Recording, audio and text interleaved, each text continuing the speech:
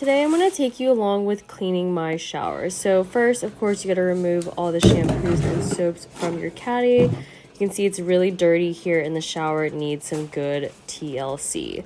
So I'm going to spray it down with some mold remover for the shower. And you can see I'm going to make sure to get all the crevices, scrub down everything.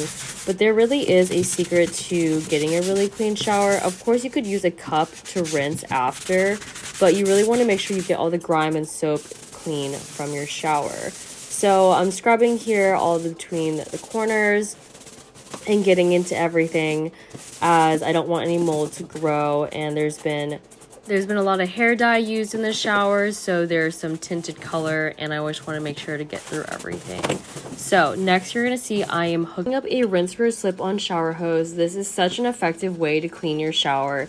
It's easily attachable and detachable and turns your shower into a rinsing machine. You can wash your hair, clean your shower. It's way easier than using a cup and super, super effective.